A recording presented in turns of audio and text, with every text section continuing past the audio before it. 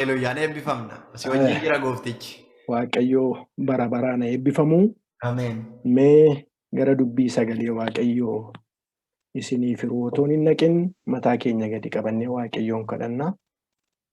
Utuma hafuura kadhataa keessa jirru iddoo tokko nan dubbisa. Yeroo mootichi isaanitti dhiyaate Israa'eloonni ol ilaalanii kunoo warri Gibxi booddee isaaniitiin isaan hordofaa akka dhufan argan. Yommus Israa'eloonni guddaa sodaatanii gara Waaqayyootti in iyyan. Museedhaan immoo biyya Gibxii keessaa iddoon awwaalaa waan hin jirreef as lafa onaatti akka dhufnuuf nu fidde. Inni ati biyya Gibxii nu baaste kun maal nu irratti hojjechuu keetii? Wanti nuyi kottuu nu dhiisi warra Gibxiif garba taanee hojjenna jennee Gibxii keessatti sitti himne isuma kana mitiiree nuyi lafa onaa keessatti dhumuu irra warra Gibxiif hojjechuu nuuf wayya ture jedhani. Museen immoo saba sanaan warra Gibxii warra arra argitan kana deebitanii akka kanatti lammaffaa waan hin argineef hin sodaatinaa, jabaadhaa, dhaabadhaatii. Gochaa Waaqayyoo isin fayyisuudhaaf raawwatu ilaalaa. Amma Waaqayyoo isiniif hin lolaa, isin gabii argadhaa jedhe. Lakkoofsa 15 Waaqayyo yommus Museedhaan maaliif gara kootti iyyitaa? Ka'ii gara fuulduraatti akka adeemaniif Israa'elootatti himi. Ka'ii gara fuulduraatti akka adeemaniif Israa'elootatti himi jedhe. Ameen. Abbaa gooftaa keenyaa Yesuus Kiristoos si galateeffanna. Gargaarsa keetiif, tola keetiif, arjummaa keetiif bara baraan maqaan kee haa eebbifamu. Sababati nu gargaarteef, sababati nu wajjin taateef, sababati ilmaan kee gargaarteef yaa Waaqayyo kunoo wal arginee akka walii wajjin waaqeffannu, akka walii wajjin dubbii sagalee kee dhageenyu, akka yaa Waaqayyo si waaqeffannu kan goote si baraan maqaan kee haa kabajamu. Ulfinni hundumtuu bara baraan maqaa keetiif haa ta'u. Ilaa gooftaa dhadhaboonni cubbamoonni dura kee jirraa. Fuula kee dhaabachee dubbii kee an dubbachuudhaaf obbolooti koos dhaga'uudhaaf namoota ga'umsaaf dandeettii jajabummaa qabnu miti. Araara kee si kadhannaa. Galgala kana maqaa Yesuusiin ulaan araaraa nurratti hasaaqamu. Maqaa Yesuus Kiristoosiin ulaan araaraa tokkoon keenya irratti hasaaqamu. Yaa Abbaa si kadhannaa. Fuula kee nun dhoksin, dudda nutti hin gatin. Karaa ilma kee Yesuus Kiristoos araara nuuf godhi, nuuf araarami. Waan nuuf araaramtuuf bara baraan maqaan kee haa kabajamu, maqaan kee ulfina argatu. Ilaa gooftaa akka dubbii kee hin dhageenyeef, wanti yaa Waaqayyo qilleensa irra asiif achi fiigu, wanti oliif gadi kaatu, ergamaan seexana, inni jireenya namaa burjaajessu, inni nagaa namaa burjaajessu, inni namaa qabuu barbaadu. Ibidda Waaqayyootiin xabedhee galgala kana kan gubate haa ta'u. Hidhaa hamaan maqaa Yesuusiin kan cite haa ta'u. Dukkanni hamaan maqaa Waaqayyoo isa jiraataatiin kan dhaame haa ta'u. Ulfina keef kan hin taane, dubbiin kee akka nu bira hin geenye, dubbiin kee akka hin dubbatamne kan godhu, haalaaf tooftaa dhokataatti fayyadamee gooftaa kan nuun lolu. Ergaaf ergamaan seexana billaa abidda keen galgala kana kan nyaatame haa ta'u. Ilmaan kee dhufnee as jirraa nutti dubbadhu. Ani garbichi kee yaa Waaqayyo dhadhabaadha. Ilmaan keetti waan an dubbadhu hin qabu. Garuu ati dubbachuu dandeessa. Qilleensarra karaa qabda. Duumessarra karaa qabda. Karaa barbaadde dubbatta. Arra qodaana godhadhuuti. Ilmaan keetti yaa Waaqayyo waaqarraa itti dubbadhu. Maqaa Yesuusiin dubbadhu. Dhadhabbina koo ofii kee keessa nu dhossi. Ilaa angadin jedhaatii ol jedhi. Yaa Waaqayyo dubbiin kan keeti, kan dubbachuu danda'u, kan barsiisuu danda'u hafuura keeti. Hafuurri keef ayyaanni kee jireenya. Maqaa Yesuus Kiristoosiin fedhii foon koorraa fuudhee, yaada foon koorraa fuudhee yaa Waaqayyo. Akkan yaa Waaqayyo obboloota koo hin miine, akkan ilmaan kee hin cabsineef waaqarraa na gargaari. Jireenya koo hundumaa to'adhu. Sagantaa keenya siin jalqabneerraa maqaa Yesuusiin. Ameen. Baay'een gammadaa.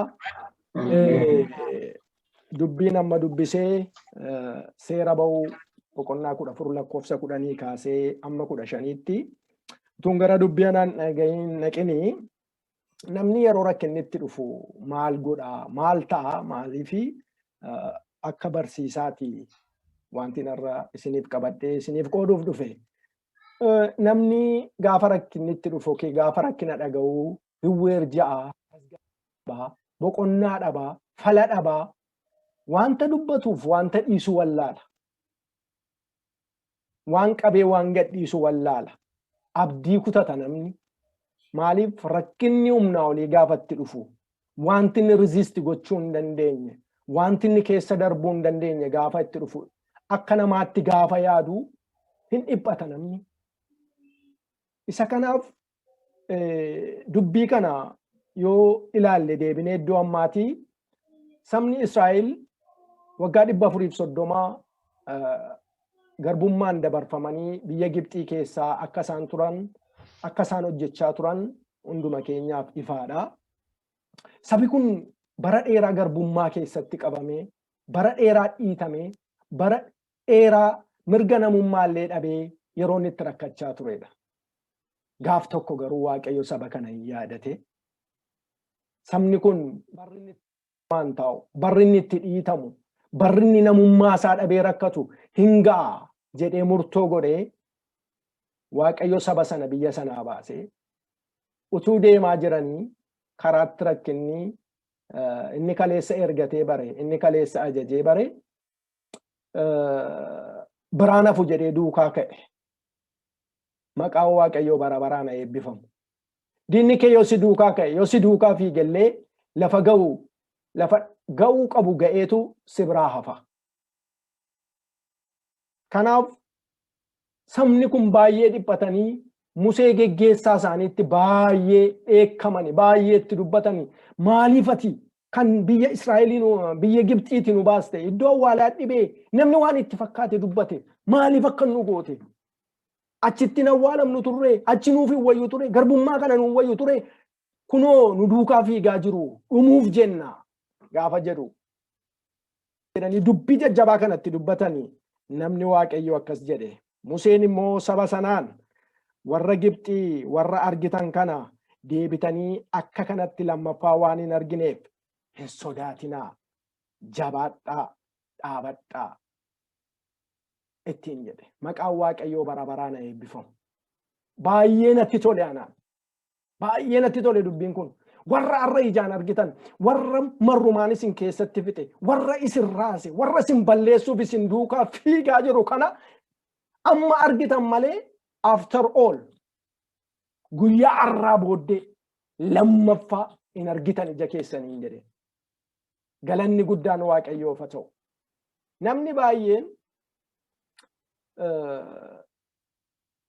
utuu Waaqayyoo wajjin jiru utuu Waaqayyootti dubbatu si wajjinan jira dhukkuba keessatti haa ta'u haala kam keessatti haa ta'u si wajjinan jira utuu Waaqayyootti hin jedhu hasaasa diinaa dhaga'ee sossokossaa diinaa dhaga'ee ankoonaaf dhumeera ambarana hin fayyu ambarana kunnaaf hin ta'u ambarana kunnaaf hin darbu jedhee yeroo inni itti raafamu argina jechuudha. Museen garuu namni Waaqayyoo maal jedheen warra arra argitan kana deebitanii lammaffaa ija keessaniin hin argitan lammaffaa jedheen. Bara baraan maqaan Waaqayyoo eebbifamu.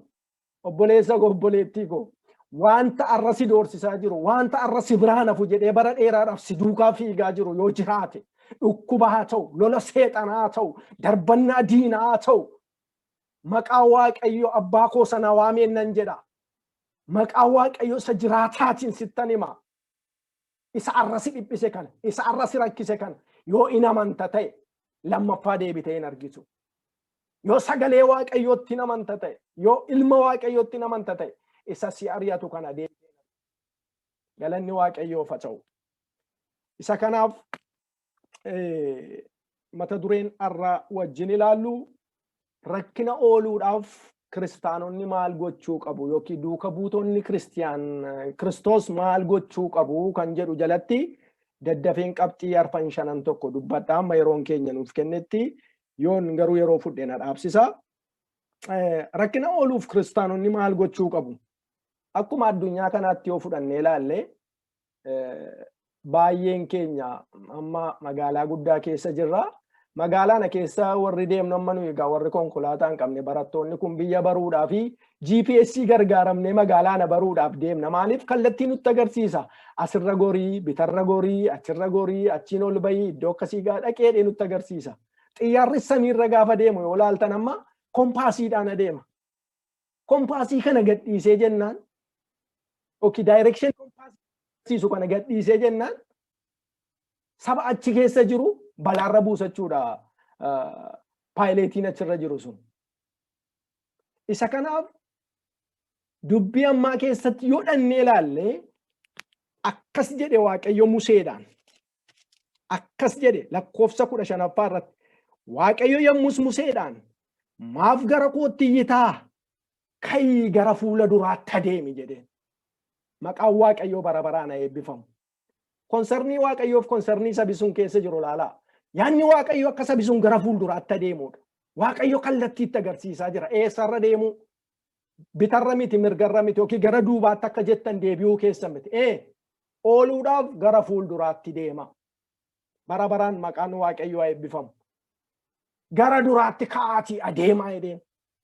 Kallattii Waaqayyo namatti agarsiisa irra deemu socho'uun isa tokko jechuudha qabxii tokko. Kallattii itti agarsiisa irra namni deemee wanti barbaade dura jiraatu. Yoo isaan ka'anii duratti deeman sabni sun galaana diimaa dura jira yoo ilaaltanii dudduubaan fariyoontu jira. Waaqayyo garuu eessatti deemaa jedheen gara fuulduraatti deemaa jedheen. Waaqayyo waan gochuu barbaadu waan gochuu danda'u beeka waan ta'eef socho'ii gara fuulduraatti jedhiin saba kanaan jedhe. Yeroo sanatti ergamaan Waaqayyoo inni guyyaa utubaa duumessaatiin halkan utubaa ibiddaatiin isaan geggeessu daayirekshinii jijjiire jechuudha. Saba gara duraatti dabarsee ofii gara booddeetti deebi'eetu saba Israa'eliif warra Gibxii gidduu dhaabate. Ulfinni bara baraa Waaqayyoof haa ta'u. Har'a Waaqayyo siif diina kee gidduu ergaaf ergamaa isaa dhaaba. Ilmaan isaatii fi diina ilmaan isaa gidduu Waaqayyo galgala kana ergamaa isaa isa billaa ibiddaa baatu isa ibidda uffatu sana dhaaba jechuudha. Ka'aatii gara fuulduraatti deemaa jedheen. Gaafa ajaja Waaqayyootiin kallattii Waaqayyo si agarsiisa irra deemtu galaanni sin dhowwu, tulluun sin dhowwu, ibiddi sin dhowwu, wanti si dura dhaabbatu kamillee si danquu hin danda'u. Iyyasuus bara baraan gooftaadha. Ka'ii gara fuulduraatti adeemi. Kallattii Waaqayyo sitti agarsiisa irra deemi. Kallattii Waaqayyo si agarsiisa irra yoo deemte milkaa'ina jira. Kallattii Waaqayyo si argisiisa irra yoo deemte injifannoo jira. Kallattii Waaqayyo si agarsiisa irra yoo deemte eebba jira. Kanaaf haala laaltee namni abdii kutattee teessu. Kallattiin sirkaa badee namni teessu. Ka'ii adeemisiin jedha Waaqayyo galgala kana. Eessarra gara fuulduraatti. Gara fuulduraa jireenya jira. Gara fuulduraa nagaa jira. Gara fuulduraa boqonnaa jira. Kallattii Waaqayyo si agarsiisa. Namoonni kallattii Waaqayyo irraa isaaniin argisiisne irra deemanii jireenya isaanii irratti rakkina fidu. Chaalenjii hin taane keessa galu. Maaliif? Kallattii Waaqayyo isaan argisiisa irra hin deemne jechuudha. Kallattii Waaqayyo irra eebba jira. Gooftaa Yesuus Kiristoos gaafa Phexros faan qurxummii qabuudhaaf laga dhaqanii dhabanii halkan guutuu qorri isaan albaasaa bule. Yesuus bidiricha yaabbatee erga hojii isaa raate booda yaa Phexros gara mirga keetti darbadhu jedheen. Kallattii itti agarsiise. Namni Waaqayyo kallattii itti agarsiisu eebba ammaarrata. Kallattii Waaqayyo itti agarsiise irra namni bu'ee adeemu eebba argata. Eebba isaa ammaarrata. Dhaloonni baay'een kallattii Waaqayyo itti agarsiise dhiiseetu waan baay'eetti dirma, rakkinatti dirma, dhukkubatti dirma, balaatti dirma. Kanaaf obboloota koo kallattii Waaqayyo nu agarsiise irra akka deemnu Waaqayyo nu haa gargaaru. Akkasuma dubbii kanaa wajjin kan wal fakkaatu Wangeela Maatiyos boqonnaa 14 daddafeen dubbisaa. Boqonnaa 14 lakkoofsa 28 amma 33 yoo laalle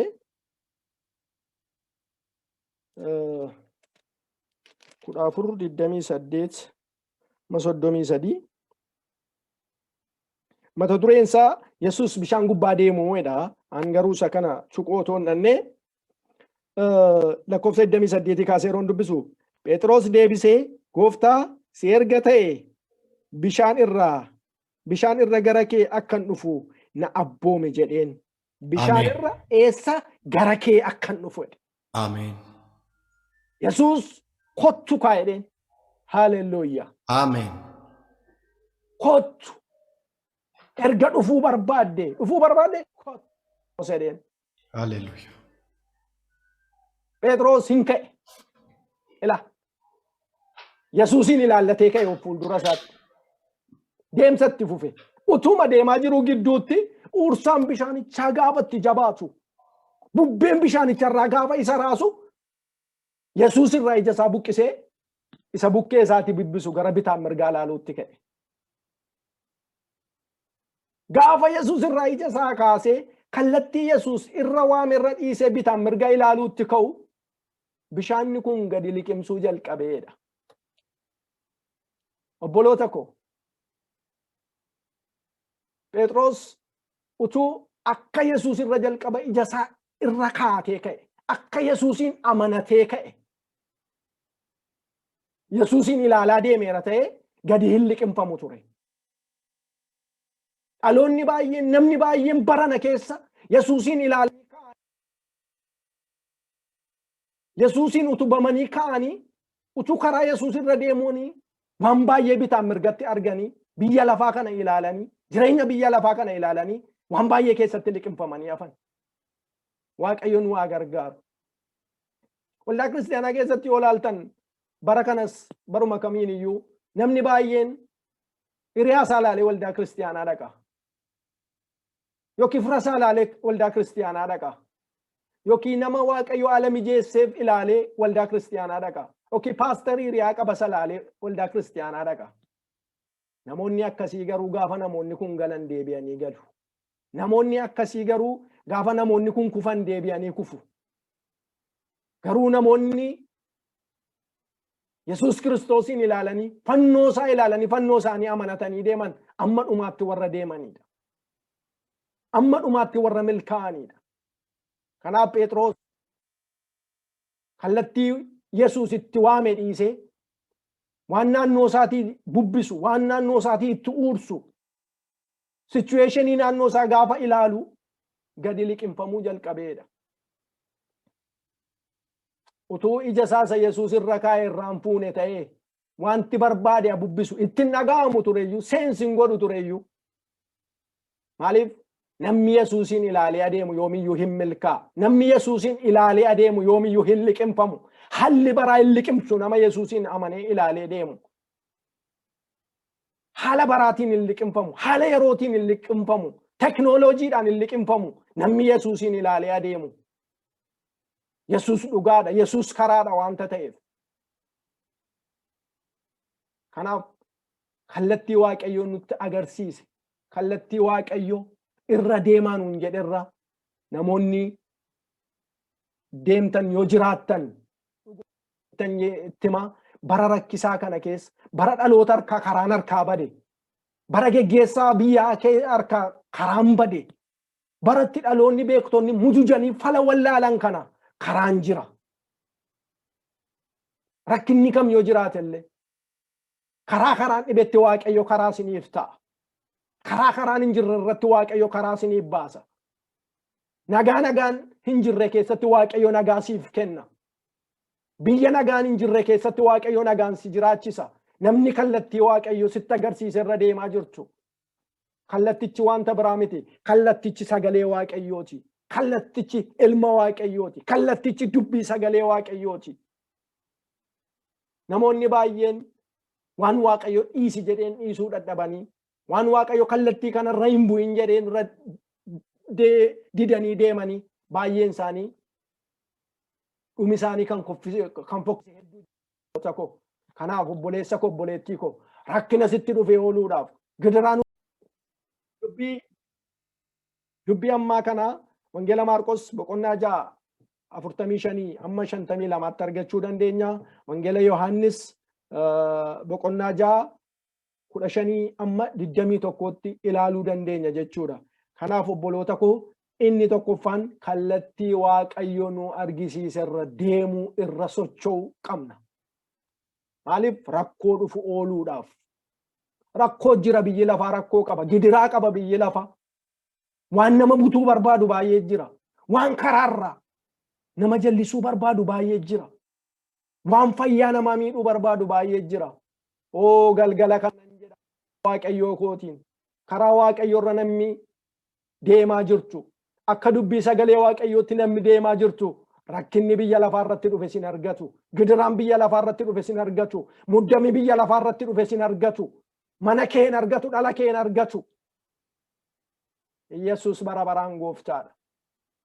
Kanaaf karaa Waaqayyoo, kallattii Waaqayyoo nuun jedhe irra deemuu qabna.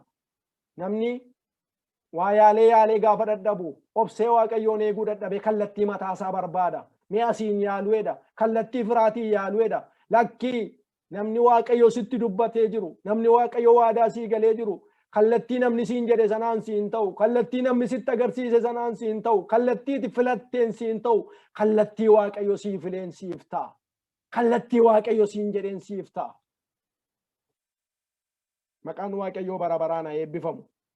Inni lammaffaan rakkina dhufu ooluuf maal gochuu qabna? Amanuudha. Amanuu amantiidha. Maal amanna? Dubbiin sagalee Waaqayyoo maal jedha? Amantii malee Waaqayyoon gammachiisuun hin danda'amu jedha. Iddoo biraa yoo dhannee ilaalle Abrahaam amantiidhaan fudhate waan Waaqayyotti dubbate. Kun immoo qajeelummaatti lakkaa'ameef jedha. Abbaa Ibrootaa keessa yoo dhannee dubbisnee, uumama keessaas yoo dubbifne. Garuu dubbii koo har'aatii fi Wangeela Maatiyos boqonnaa 8 daddafeen dubbisaa boqonnaa 8 lakkoofsa 5 amma 10tti akkas jedha. Yommus Yesuus mandara Qifirnaahomitti galetti hangafni 100 gara isaa dhufee kadhatee, yaa gooftaa, naa'oo koo dhagni isaa gar tokko du'ee mana ciisee baay'ee dhiphachaa jira jedhe. Yesuus immoo an dhufee isa nan fayyisa jedheen. Dhibbaa sun garuu deebisee, gooftaa, bantii mana kootii jala lixuun kee anaaf hin ta'u. Dubbii tokkicha duwwaa dubbadhu, naa'oon koos hin fayyaa. Haaleluyyaa. Niwukileesiin dubbii kanaa isa kana laa an akkan ilaaletti akkanaa galetti. Dubbii tokkicha duwwaa dubbadhu, naa'oon koo hin fayyaa. Gooftaa Yesuus Kiristoos baay'ee dinqifate waa'ee namicha kana. Baay'ee dinqifate. Itti gammade. Maal jedhe? An amantii akkasiin argine jedhe. An amantii akkasiin argine jedhe. Maal qaxaleen akka kanaa jechuun oolle amma gaafa sanyiin baanuu faarfatan nuu kadhatanii, gaafa obboloonni garaa garaa as keessa tajaajiltan nuu kadhatanii, maal abalu kuni baqa nutti tolee gammanna miti. Yesuus hin gammade iddoo kanatti baay'ee itti tole, hin dinqifate waa'ee namicha kana. Israa'el keessatti argee hin beekne. Maal jedhe namichi kun? Sagalee kee duwwaa ergedhe. Wangeela Yohaannis boqonnaa 1 lakkoofsa 1 dhannee yoo dubbisnee ilaalle jalqaba sagalee ture, sagalichis Waaqayyoo bira ture, maal jedhee dubbatame ture. Dubbiin kun kanaan wal fakkaata. Sagaleen humna qaba. Sagaleen akka fayyisuu danda'u namichi kun hubateera. Yesuus achi ga'uu isaa miti, mana isaa dhaquu miti. Maal barbaade namichi kun? Sagalee akka inni baasuuf. Sagaleen ba'ee jennaan akka naa'oon isaa fayyuufii danda'u amane. Akka naa'oon isaa fayyuufii danda'u. Bakka barbaadde teessee yoo ajajje kan ati gochuu hin dandeenye hin jiru jechuusaati. Sagalee kee duwwaa ergi jedheen. Amantiin akka kanaa baay'ee barbaachisaadha obboloota koo. Gaafa namoonni nuuf kadhatanii, gaafa namoonni buleessa koo sanyiisa ta'u dhukkubfataniif kadhatanii, eenyuyyuu as keessaa gaafa kadhatu kan amanee fudhatu abbaa sana. Amantiidha. Waaqayyoo akkasin sii godha, sanan sii godha jedhe amantiidhaan fudhachuudha. Sagalee Waaqayyoo maal jedha? Amantii malee Waaqayyoon gammachiisuun hin danda'amu jedha. namoota amantiitti waaqayyo hin gammada jechuudha. Kanaaf amanuutu barbaachisa. Naa'oon kun dubbii sana irratti hundaa'ee Yesuus naa'uusaa hin fayyiseef hangafa dhibbaa kanaaf jechuudha. Akkuma kana wangeela Maatiyos boqonnaa 9 lakkoofsa 20 amma 22tti yoo ilaalle dubartii waggaa 12 dhiigishee lolee argina. Ilaalaa namni kun rakkina hedduu keessa turte, miidhama hedduu keessa turte, saba keessaa baatee kontiiniyeesii ilaalaa waggaa 12 dhiigi dhangala'oo jechuun namni kun jiraachuudhaaf illee baay'ee koomaa isa si'aneedhaan natti fakkaata. Naan koomaa keessa waan jirtu natti fakkaata. Horiis iddoo garaagaraatti mana yaalaa garaagaraatti fixxeetti ta'uu danda'a. Garuu gaaf tokko Yesuus achiin darbaa jiraachuu dhageessee murtoo tokko murteeffatte. Natti fakkaata yoo isheen kaatee fuulduraan nattee Yesuusiin na fayyisi na gargaari jette yookiin fooliin ishee nama kanaa saba sana gidduutti fiduu hin danda'u ture. Amma biyyaa gaafa waan haaraa tokko arginu nu egaa warra dana turtan illee hin beeku waan haaraa tokko gaafa arginu yeroo ijoollee turresi dura gorree waan sana fuula isaa ilaaluu barbaanna. Badaa dudduuba isaa namni adeemu gara fuulduraa goruu barbaada. Dubartiin kun garuu waa argatte. Bartootaan marfamanii mucaa wayii fayyisuu deemaa jira Yesuus Kiristoos. Waa'ee mucaa sanaa dubbachuu dhaqaan jiroon. Garuu waa'ee dubartii amantii dubartii kanaati. Isheen dudduubaan gortee maal murteeffatte? Ani fuulduraan tuquudhaaf carraan qabu marfamee jira jette. Maal gochuun qabare? Shaashara wayyaa isaan tuqatte. Haaleluyyaa. Shaashara wayyaa isaa yoon tuqe nan fayyaan. Qaaniin salphina bara dheeraa uffadhe kana nan irraanfadhaan jettee murteeffatte. Qaxxettee lootee dhattee shaashara wayyaa isaa dudduubaan tuqxe. Yesuus Kiristoos humni isaa harka isaa duwwaa keessa jira yookiin mataa isaa yookiin miilla isaa keessa jira duwwaa otoo hin taane uffatan uffatee jiru keessa illee jira. Haaleluyyaa. Humni waaqayyoo faarfannaa keessa jira. Humni waaqayyoo lallaba keessa jira. Humni waaqayyoo kadhata keessa jira. Dubartiin kun gaafa isheen tuqxu namni biraan tokko argen jiru. Itti galagalee ilaale. Humnatu keessaa bahe. Humna fayyisutu keessaa bahe. Haaleluyyaa. Ilaalaa wayyaa tuquudhaan amantii humna fayyisuu. Humna fayyisuu. Wayyaa yoon tuqe. Humna fayyisuun baafadha jettee amanti. Nuti garuu obboloota ko barammaa kan amma sanyi maalootuma dhuftee al tokko harka keenarra keessee laa mataa koonna dhukkubaa yookiin dudda koonna dhukkubaa akkuma keena al tokko na sukkuumtee manaa kadhatte yookiin abaluu inni as keessaa gana namootuma sanyiin natti mul'ataa jira nama 3-4 duwwaan argaa jiraaf amma qabaama. Nami baay'een akkasitti barbaada. Utuma harka isaanirra kaayee abaluu naa kadhatte waaluma tokkitti na tuqee dulaa namni. Maal godha namni tuqee? Amantiidha dubbiin. Dubartiin kun hin amantee hin ta'eef hin raawwateef. Obboloota koo isinittan hima. Rakkina maalii keessa jirta? Maaltu bara baay'ee si boossise? Maaltu bara baay'ee si dhiphise? Maaltu bara baay'ee akka namatti hin mul'anne si godhe? Maaltu bara baay'ee akka ija nama hin guunne si godhe? Waaqayyo sitti dubbata, Waaqayyo sitti haasa'a. Galgala kana Waaqayyo amani siin jedha. Amaniin kun waaqummaa kootti amanii duwwaa miti. Waantan sitti dubbadhu amani. Hin mamin. Mamii keessaa bayi. Inni Waaqayyo siin jedhe sii ta'a. Inni boquu si buuse sun Waaqayyo sirraan cabsa jedheera taanaan amani. Waaqayyo sirraa cabsa. Dukkana kee bariisisa siin jedheera taanaan amani. Waaqayyo dukkana kee ifatti geeddara. Waaqayyo balbalan sitti bana siin jedheera taanaan amani. Balballi jireenyaa siif banama. Abbaatu amanata obboleessa ko obboleettii ko. Namni baay'ee waggaa 10 dhagayeera, waggaa 20 dhagayeera. Waaqayyo erga yoomiitii natti dubbata buu kan kun jiru. Namni sun hin amanne. Hin amanne. Waaqayyo hin godha jedhee humna isaatti hin amanne. Yeroo itti namni shaashara wayyaallee tuqee nan fayya jedhee amanu. Namni keenya bara kana gaafa raajii waaqayyootti dubbatu, gaafa hojjetoonni waaqayyootti dubbatan hin amanan. Anoo isuma gammachiisuuf hin ameen jedhee beekaanii. Waaqayyo isa yaada kee keessa jiru miti. Isa yaada isaa keessa jiru siif dubbata malee. Namni baay'een akka isa nuyi yaadnu Waaqayyo dubbatu barbaanna. Waaqayyo kana tuqu kana dubbatu malee. Waaqayyo kallattii barbaade waan barbaade dubbata. Yoo amanne yoo amante inni Waaqayyo jedhe sun hin turu hin bubbulu dafee siif raawwata. Garuu laphee kee baniiti Waaqayyotti amani. Inni Waaqayyo siin jedhe.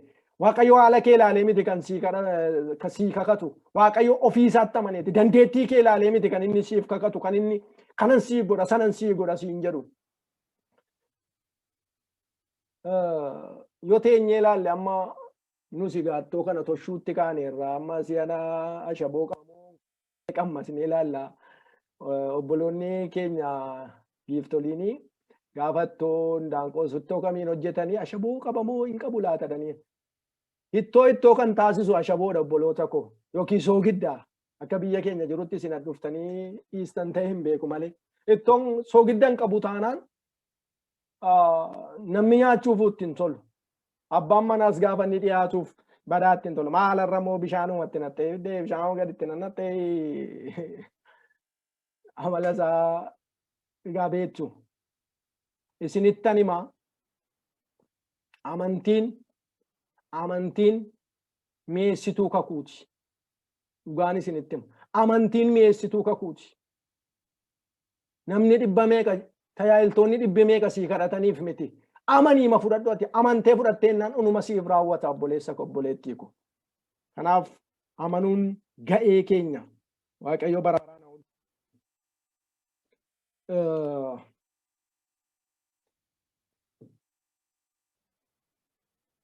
kan biraanii qabxii kanatti innoo seenatti babaay'ate irraan jedha deetanii wanti hin deemaa jiru. Dubbii sagalee Waaqayyoo keessaa ammas immoo amantii kanaan wal qabatee Macaafa Daani'el raajichaa boqonnaa 3 yoo dhannee dubbisnee ilaalle obboloota koo dubbii guddaa argina iddoo sanatti. Dubbii guddaa argina. Misaaq Saadraak Abdiineegoo bifa fakkeenyaatiif hin sagannu. Nuyi waaqa qabna, waaqa isa waaqaaf lafa uume qabna. Bifa fakkeenyaa mootiin warqee irraa tolche kanaaf hin sagannu jedhanii didan. Jaroonni kun gaafa isaan kana jedhan mootiin biyya sanaa beeksisan ni baase, warningii ni baase, namni kanatti hin saganne maal akka inni ta'u baay'ee isaa dubbifachuu dandeessu. Namni kanatti hin saganne ibidda keessa buufama jedhe. Noo jette jarri sadan jara baay'ee qaxalee. Nu hin sagannu kan itti sagannu qabna waaqaaf lafa isa uume Waaqayyo isa hundumaa danda'u. Yoo barbaade ibidda dhaamsuu danda'a. Bishaan itti jijjiiruu danda'a. Yoo barbaade immoo bishaan ibidda gochuu danda'a. Kanaaf yaa mootii nu hin sagannu itti didde jarri kun. Jaroonni kun sadan gaafa isaan didan hin didan yaa mootii bifati dhaabdeef fakkeenyatti dhaabdeef sagaduu didan jarri kun maal jennaan inaare mootiin aariinsaa hin boba'ee jedha iddoo sana yoo dubbistanii ilaaltan. Hin boba'ee jedha. Diinni kee yoomiyyuu si balleessuuf aaree boba'a. Gaafati milkooftu, gaafati yaada isaa diddu, gaafati karoora seexanni qabu, hojii isaa diddu, inaaree boba'an gubata, karaa si balleessu barbaada jechuudha. Garuu warra akkasii Waaqayyotti hin kennu. Kanaaf jara kanaan maaltu ta'uu qaba? Ibidda kana dachaa 7 bobeessaatii, harka jara kanaa xaxaatii, harkaaf miila hidhaatii keessa buusaa. Dubbiin baay'ee na dhibe tokkoanii iddoo kanatti isa iyyuu jedhe eegdota mootii warra jajjaboo warra cimoodha jedhamanii filatamantu qabee dhaqee jara kanatti darbatan akka keessa bu'an godhan. Ulfinni bara baraa Waaqayyoof ta'u. Warra jajjaboo jedhamanii filataman warra cimoo jedhamanii filataman sana ibiddichi cimaa wanta tureef rabii ibiddaa sun jara sana butee keessa buusedha. Ulfinni bara baraa Waaqayyoof haa ta'u. Isa rakkinatti si dhiibu, isa rakkina keessa si buusuu barbaadu galgala kana ibidda Waaqayyootiin haa gubatu. Rakkinatti inni si gashuu barbaadu, rakkinatti inni mana kee gashuu barbaadu, rakkinatti inni dhala kee gashuu barbaadu, kiyyootti inni si gashuu barbaadu, inni si balleessuu barbaadu galgala kana abidda Waaqayyootiin xab jedhee kan gubate haa ta'u. Jarri kun keessa bu'an jedha. Keessatti kukkufan jedha. Waan baay'ee nama ajaa'ibu, waan baay'ee na dhibe tokko Waaqayyo mootii sana ija isaa bane natti fakkaata. Utuma taa'ee ilaalu jedha. Maal jedhe? Sadii keessa buufne mini jedhe. Sadii keessa buufne. Maal jedhe? Isaan afur ta'anii keessa jiru. Kunoo inni tokko bifa ilma Waaqayyoo fakkaata jedhe. Haaleluyyaa. Sun amantiidhaan murteeffatanii yoo nu oolches nu haa oolchu, yoo dhiise isa dhiisu keessa nu buuseeraniin Yesuus dursee ibidda keessa dhaabatee isaan eege. Haaleluyyaa. Rakkinatti si ergee sababa amantii keetiif, sababa amanamuu keetiif rakkina sitti dhufee Waaqayyoo dhaabatee sin ilaalu. Jarri kuni afur ta'anii keessa naanna'uudha. Keessa dhaabatuudha. Hin faarfatu laata deemee yaadan yeroon taa'ee yaadu dhugaadhaan. Haaleluyyaa. Amantii ilaalame. Amantiin humna ibidda dhaamsuu qabachuudha. Hin amantanii mucaa koo jedhe. Hin amantanii ijoollee koo jedhe. Isin gubuuf ka'anii ijoollee koo jedhe. Lakkii anatu isin dursee ibidda lixaa jedhe. Kottaa gaa erga natti amantanii oolchuu koo erga amantanii erga beektanii ani immoo akkan isin oolchu isinitti agarsiisa. Ibidda keessa dhaabbatee eege. Ibidda keessatti oolchuu isaa argisiise Waaqayyo. Ibidda sana balleessuu danda'a. Yaada jara sanaa jijjiirsisuu danda'a. Garuu amantii jara sanaa iddootti eeguudhaaf eessa dhaabbatee eege? Ibidda bukkee miti. Ibidda bukkee dhaabatee qo'aachi deebisaan jenne. Ibidda keessa dhaabatee eege. Humna gubu sana keessaa fuudhe. Haaleluyyaa. Amantiin akka kana obboloota koo. Dubbiin amantii qoosaa miti. Akkasuma macaafa Daani'el boqonnaa 6 dhannee dubbisnee ilaalle sagaleen Waaqayyoo waa'ee Daani'el waan baay'ee dubbata. Sababa inni kadhatuuf gabaabseen dubbadha. Akka inni afaan leencotaatti gad darbatamu taasifame Daani'el. Hin kadhatin jedhameen akka hin kadhanne guyyoota ammanaaf jedhameen noo inni sa'aatii isaa eegee Waaqayyoon hin waaqeffata. Hin sagada. Fuula Waaqayyoo ganama guyyaa galgala sa'aatii isaa eeggate jechuudha. Murtoonni irratti murtaa'eera jedhee sodaatee booddee hin deebine. Hin kadhatinnaan jedhameera jedhee booddee hin deebine. Beektonni macaafa qulqulluu yeroo dubbatan leenconni sun leencota beeleffamaniidha. Daani'eliin sababa kanaaf gaafa murtoo irratti murteessanii dhaqanii boolla leencaa keessatti gad darbatanii leenconni kun beela'oodha. Imaajin akka isaanitti waan nyaatan eegan. Ammas addanatti egaa biyya keenya gaafa waan akka foonii kana qe'eetti bitannu nuti warri adurree manaa qabnu yookiin warri saree manaa qabnu baay'ee isin rakkisu. Akka isaan godhatan baraniiru waan ta'eef nyaachuudhaaf bakka yaabdee isiniin qabdi. Saree faana adurreen kun qodaa maalii gooti giddii irraa baafna. Imaajin leencota san akka isaanitti waan nyaatan eegaa jiran isa beeleffamaniiti. Yesuus dursee garuu ergamaa isaa ergee leencota nama koo dhufaa jira. Mucaa koo Daani'eltu dhufaa jira. Inni sababa inni addana dhufaa jiruuf badii hin qabu. Sababa natti amaneef, sababa na kadhateef, ani immoo waaqa isaa ta'uu Daani'eliinis kan uume ana, isiniinis kan uume ana. Kanaaf har'a Daani'eliin hin nyaattan. Appitaayitii keessan cufeera jedheen. Rafaa ciciisaa jedheen. Haaleluyyaa. Rakkina diinni keetti si darbatetti yookiin rakkina diinni kee si dhiibutti Waaqayyo gonkumaa dhaabatee sin ilaalu. Yesuus si dursee dhaqa lafatitti rakkattetti. Yoo nama amantii taate, yoo dhuguma amantee jirtu, humna Waaqayyootti amanteetta yoo ta'e, akkati rakkattuuf Waaqayyoo fedhii isaa miti. Akkati amantee isa gammachiistu duwwaadha. Kanaaf waan Waaqayyo sitti dubbate, waan Waaqayyo sitti taasise obboleessa koo obboleettii koo nutti taasise amanuutu nurraa eegama.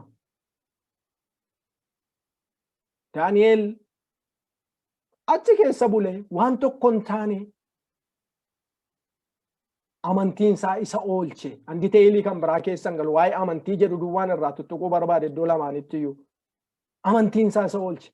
Amantiin kee si oolcha. Maal irratti Waaqayyoon amanattee eegaa jirta? Rakkina maalii sitti dhufee jira? Dhukkubaa, dhabuudhaa, gaddaa, boo'icha. Amani Waaqayyoo sii dhufa. Ati amani qofaa. Rakkina jettee kan itti ilaalaa jirtu amani Waaqayyotti. Waaqayyo irraa waa dhageesseettaa? Lafa hin tutturee hin bubbulee.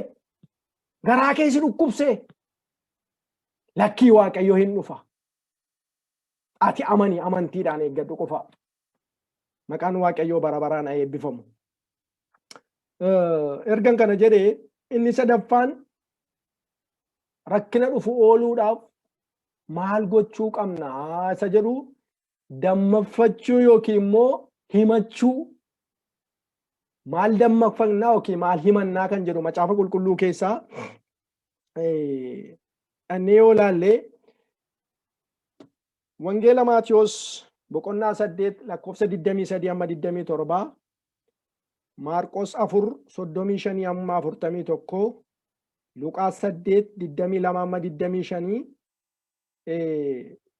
annee ilaaluu dandeenya. Mootota isa lammaffaa seenaa baraa isa lammaffaa 4:1 amma 2.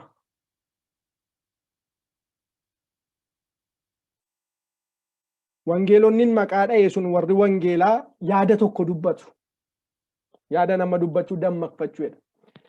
Yesuus bartoota wajjin galaanarra deemaa jira. Utuu inni galaanarra deemaa jiru hirrafe Yesuus kutaa tokko keessa lixeedha. Utuu isaan karaarra deemaa jiran bubbee hamaatu irratti ka'e. Rakkinatu itti dhufe. Nyaatamuuf jedhu. Waan godhan wallaalan hin dhiphatan raafama guddaa ta'e.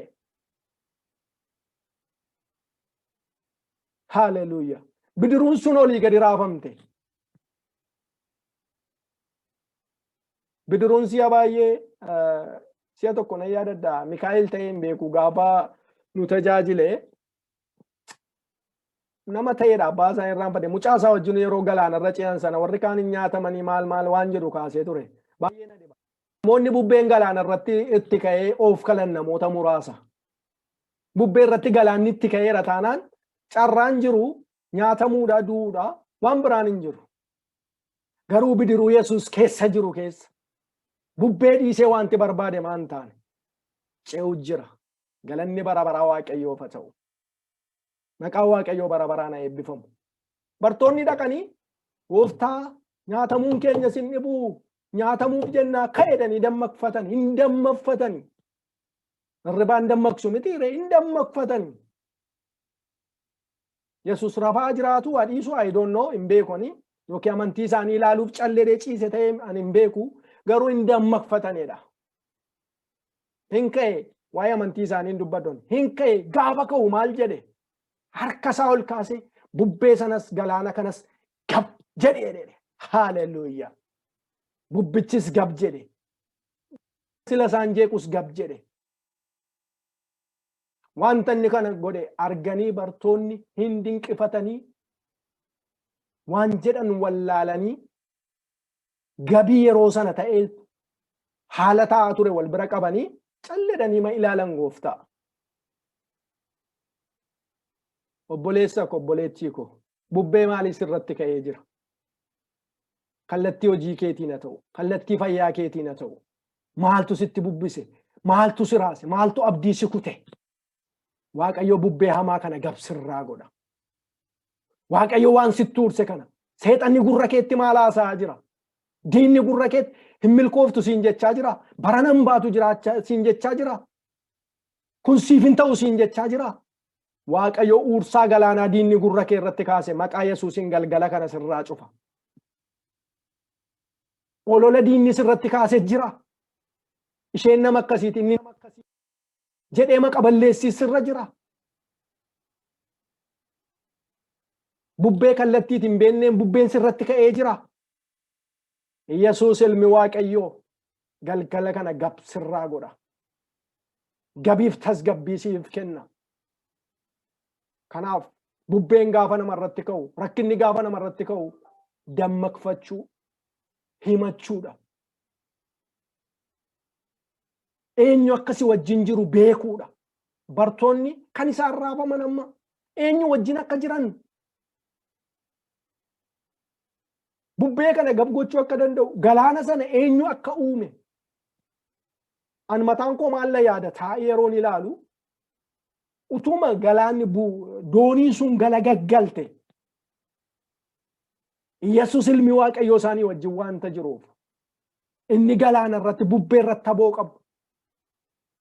Isaanii wajjin jiruuf namni tokko akka inni waanta hin taane itti amanaan.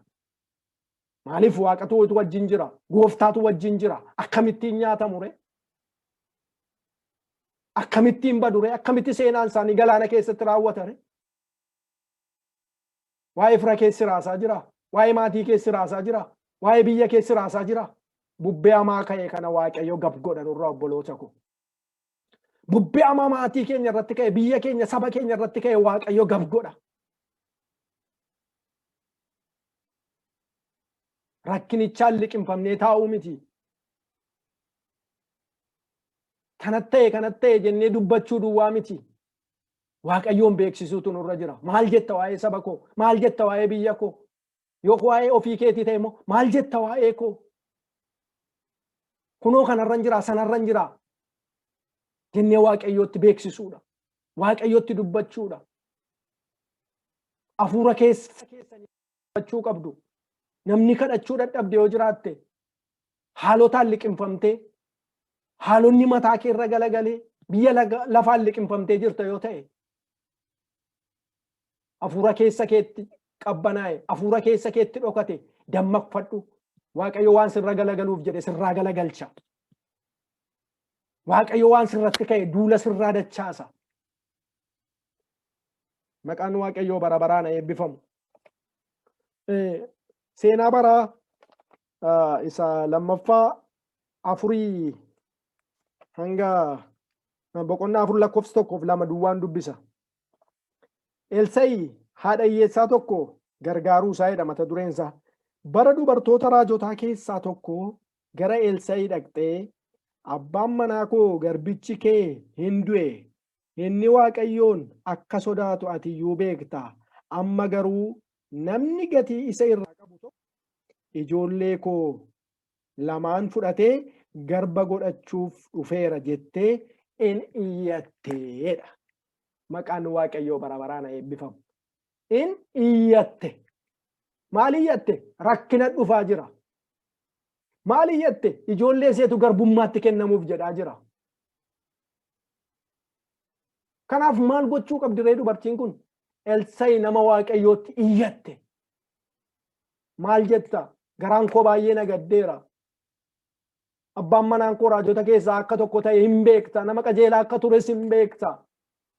Gatiin nama qajeelaa akka kanatti badhaare sababa inni liqii irraa liqeeffateef. Utuun deebisiin du'eef ijoolleen koo garbummaatti kennamuuf jetti. Ijoolleen koo rakkinatti kennamuuf jetti. Imaajin yaadaa isa kaname garaa haadha akka isheen boosseetti himattu. Inni iyyatteedha. Haaleluyyaa. Namni yoo immoo maal akkan siif godhu barbaadde reede.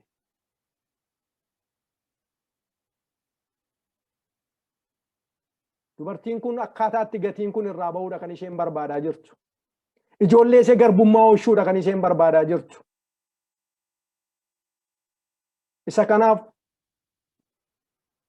maal akkan sii godhuun barbaadannaan gatiin kun akkanarraa kaffalamu.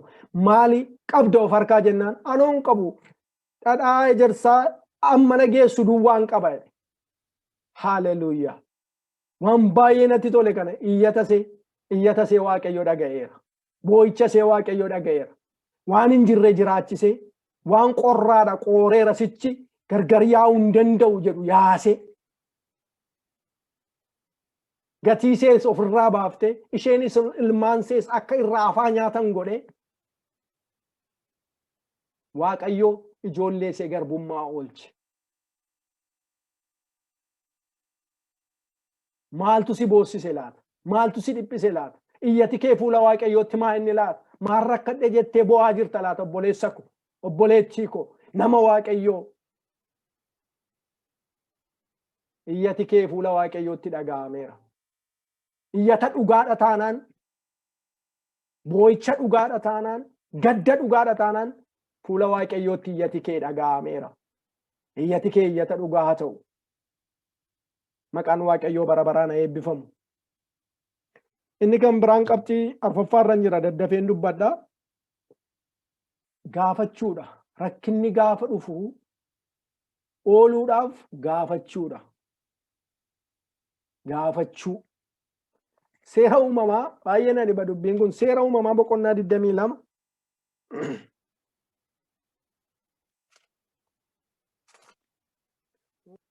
Lama lakkoofsa 7 Eeyyuu nu dubbisa laata al tokko waa kennee yookiin warqee yookiin meetiin nu dubbisuu dandeessu sinuma duwwaan argaa jira.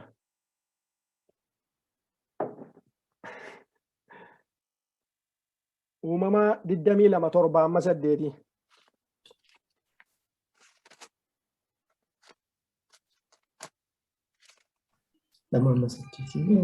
Torba amma 22:7. Ishi nan dubbisa maqaa Waaqayyootiin. Akka erga adeemanii Yisaaq Abrahaam abbaa isaatiin abbaayyee jedhe innis maal jettee ilma koo jedhe. Yisaaqis ibiddii fi qoraanoo kunooti qalma gubamu sanaaf immoo hoolaan meerree jedhe. Abrahaam deebisee Waaqayyo ofii isaatii qalma gubamuu fi hoolaa ni argaa yaa ilma koo jedhe. Isaan lamaanuus waliin wajjin ni adeeman. Ameen. Waaqayyo si haa eebbisu obboleessa koo. Ilaalaa asitti waan baay'ee nama dhibuudha. Dubbiin kun anaan baay'ee na ajaa'iba. Mucaa kakuutii ilaalaa namni kun. Mucaa dulluma keessa argame. Mucaa waggaa 100 argame. Waan hin yaadamne gadameessi gogee sanyii biqishee akka ilmi argamu godhe Waaqayyo. Isuma kana deebisee aarsaa naaf dhiyeessii jedheen Waaqayyo. Mucaan kun abbaa wajjin gara lafa aarsaa dhiyeessan gara gaara sanaatti adeemaa jiru. Abrahaam erga fuulee gaara sanaa ga'eedha sagaleen Waaqayyoo. Hojjetoota isaatiif namoota obbiraa deebiseetu dhaqii inni aarsaa dhiyeessinee dhufna asumatti nu eegaa jedheen. Hin deeman qoraanni jira, aduun jira, hoolaan qalamu garuu hin jiru. Isii akkanan beeku. Saaraanis kanan beektu manatti Abrahaam duwwaa beeka. Maaliif utuu beetti ta'ee ittiin laattu kaa mucaa isheeti. Mucaa dulluma keessa abbootiin keenya gara baadiyyaa keenya yoo laaltanii ijoollee warra hangafa warra dulluma keessa godhatan baay'ee jaallatu hin mararsiifatu. Maaliif manatti haftee mana dhaaltii kun na biraan deemtu jedhanii yaadu natti fakkaata. Isa kanaaf gaafa deemanii Abrahaam garaa isaatti yoona kanatti dhaga'amutti Waaqayyo mucaa dulluma keessa naa laatte. Mucaa dhabaa naaf laatte. Maaliifin aarsaa dhiyeessa jedhee gungumaa deema ta'uu danda'a. Hin deemu gaafatti dhiyaatan mucaan gaaffii gara abbaa isaa raasu tokko gaafate. Abbaayyee qoraannis kunoo ta'e billaanis kunoo ta'e. Hoolaan aarsaa ta'u meerreedhe. Maal aarsuudhaan na Waaqayyoo fedhe. Maal dhiyeessuudhaan na qalmi gubamu sun meerreedhe. Akka abbaatti yaadaa. akka dhala keessanii ta'etti ciniinnateetu abbaan utuu ana ta'ee nan bu'a malee danda'ee kana dubbadhu nan bu'a achi galagalee hin danda'u garaa abbaatu waan ta'eef yaa mucaa koo dhiisi Waaqayyo hin qopheessaa jedhe. Haaleluyyaa. Gaafachuun Yisihaaq gaaffii kana gaafachuun akka Abrahaam dubbii ana dubbatu godhe. Dhiisi Waaqayyo hin qopheessaa. Dhiisi Waaqayyo hin qopheessaa jechuun inni dulluma keessa dhala naaf kenne. Inni lafa gogaa kana margisiise. Waa qopheessuu hin dadhabu. Waa gochuu hin dadhabu. Dabarsee akka mucaa koo qaluuf nan taasisu. Kanaaf Waaqayyo hin qopheessaa. Dhiisi jedhe. Maqaan Waaqayyoo bara baraan haa eebbifamu. Mucaan hin gaafatee gaaffii inni gaafateef immoo Waaqayyo deebii fide. Afaan Abrahaam keessa kaa'e. Gaafa inni mucaa kana aarsaadhaaf xaxee qoraanis sirreessee irra kaa'uuf jedhu Waaqarraa ka'ee Waaqayyo. Abrahaam harka kee mucaa kana irratti ol hin fudhatin hoolaa aarsaa ta'u gara dudduuba keetti galagalii ilaali jedheen. Yesus bara baraan haa ulfaatu. Gaafachuun rakkina nama oolcha. Gaafachuun du'a nama oolcha. Har'a hin gaafannaa wanta ta'u. Maaliif ta'ennee maaliif Waaqayyo jennee Waaqayyoon hin gaafannaa? Maaliif gidiraan kun saba kootti dhufe? Maaliif gidiraan kootti dhufe jennee Waaqayyoon hin gaafannaa? Moo callumanneenus akkuma warra kaanii maas miidiyaa irratti waa meeqa barreessuu waa meeqa dubbachuu duwwaadha? Maaliif goote? Maaliif ol deemaan qalamaa jira? Maaliif abbootiin keenya karaa gabbaanii dhaban? Maaliif sabii koo akkasitti miidhamaa jira jennee Waaqayyoon gaafachaa jirra? Fuula Waaqayyootti hin boonya. Yaa warra Waaqayyoon gaafachaa jirtanii, yaa warra fuula Waaqayyootti boo'aa jirtanii, Waaqayyo deebii qaba. Guyyaatti yeroo inni itti Waaqayyo hin ga'a jedhu jira. Kanaaf gaafachuun furmaata deebii guddaa qaba. Wanta ta'eef Waaqayyoon rakkinni gaafa inni dhufu kun maaliif ta'e jennee gaafachuutu nurraa eegama. Isa dhumaa nan gabaabsaa. Rakkina dhufu ooluuf maal gochuu qabnaa? Kadhachuu isuman jechaa ture kadhachuu yookiin faarfachuu. Maanni rakkina hin oolchaa? Kadhachuun eeyyee. Maal jedha? Hojii ergamootaa boqonnaa 16 lakkoofsa 25 amma 26 akkasuma hojii ergamootaa boqonnaa 12 lakkoofsa 5 hanga 11 yoo dubbisne dubbii kana argachuu dandeenya. Phaawulosiif Sillaas hojii wangeelaaf utuu adeemanii hojii Waaqayyoo utuu hojjetanii xomboreen hafuura hamaadhaan guutamteertu tokko ilaa garboota Waaqayyooti isaan kun garboota Waaqayyoo isa jiraataati gaafa seen jettu Phaawulos aareetti galagalee hin ifate xomboree kana jedha. Hafuurri hamaan sun keessaa ba'ee jedha. Madda galii namoota biyya sanaati waan ta'eef kanarratti gaafa maddi galii isaanii cufamuu baran itti haaraniidha. Sabatti dachaasanii Phaawulosii siisanii reebsisaniidha. Isa booddee erga akka barbaadanitti reebanii erga akka barbaadanitti tumanii mana hidhaatti geessan jedha. Gaafa mana hidhaatti geessan isayyuu mana isa keessaatti mukatti harkaan miilla isaanii hidhan jedha. Gaafa halkan waarii Phaawulosiif Sillaas kadhachaa hin faarfatan jedha. Rakkina keessa taa'anii kadhatan, rakkina keessa taa'anii faarfatan. Namni har'a rakkina keessa taa'ee faarfatu jiraa laata? Anama dabalatee gaafa rakkinni natti dhufu Waaqayyo siifin akkas ta'e siifan tumame maal maqaa keetiif jedheen arrabsame maal yoon dhiise ani maaliif abaluun irratti dhiifte jenna. Lakkaa rakkina keessa taa'anii faarfachuun hin danda'ama. Rakkina keessa taa'anii kadhachuun hin danda'ama. Waaqayyoon hin faarfatan jedha. Rakkina isaanii irraanfatanii namoota tumamaniidha laala. Yoo nadhanni isaanii madaa ta'uu danda'a. Yoo nadhanni isaanii dirmammaayira ta'uu danda'a. Namoonni kun hin faarfatanii hin kadhatan jedha. Ulfinni bara baraa Waaqayyoof haa ta'u. Halkan waarii jedha. Halkan waarii Waaqayyo waaqarraa birmateef. Amma hundeen mana hidhaa sun raafamutti. Amma hidhaan namoota warra kaanii hiikamutti Waaqayyo waaqarraa sochoose. Kadhannaan, faarfannaan hidhaa dhalootaa hiika. Kanaaf obboloota koo Waaqayyoon kadhachuun, Waaqayyoon faarfachuun hidhaa keenya hiika. Namni yeroo dhiphatu sagalee Waaqayyoo dubbifachuu qaba. Namni yeroo waasa rakkisu, yeroo manutti tolu duwwaa Waaqayyoo waaqeffachuu. Har'a namoota yoo gaafattan kaanee waldaan nannu yookiin kaanee kadhatan nannu etne yoo wal gaafanne dhiisime har'a bannaati anoo dibbirtiin natti dhaga'ameera natti tolaan jiru ufuma achin naqwenna. Namni Waaqayyoo yerootti tolu duwwaa miti kan inni Waaqayyoo waaqeffatu. Yeroo gammachuun jiru yeroo gaddaas Waaqayyo haalaan hin daangeffamu. Waaqayyo haalaan hin daangeffamu.